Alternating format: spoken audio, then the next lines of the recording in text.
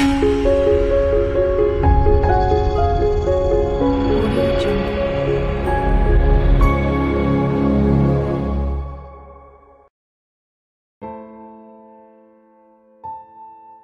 धन्यवाद करते।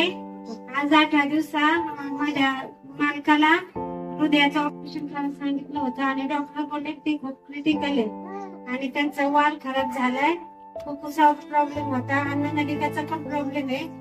पण आम्ही हॉस्पिटलमध्ये कामाला आहेत, आमची बहीण आहे आमची दीपाली जाधव, त्यांनी आज 8 दिवसा इथं आणलं। पण असं झालं ज्या रविवारी मी सकाळी उठले तर माझ्या मालकाला अंगावर चेक भरून पाणी घ्यायचं सुधरत नव्हतं। मला असं वाटलं का कदाचित इथं जीव जातोय आणि डॉक्टरने सांगितलं होतं शनिवारपर्यंत ऑपरेशन नाही केलं आणि खूप काही होऊ शकतं। पण मुलींनी मला अडवलं का ऑपरेशन करू नको, देवा भरोसा ठेव।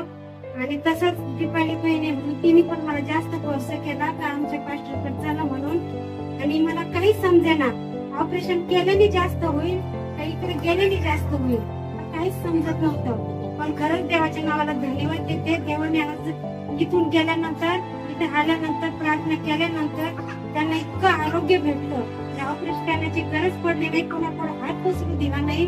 तर मला कुणीही कोण विचारलं नाही का तुला ऑपरेशनला किती पैसे लागतात आणि मला इतकी चिंता पडली होती का तेव्हा मी ऑपरेशन कशाच्या जीवावर करू, हृदयाचं ऑपरेशन खूपच हे असतंय।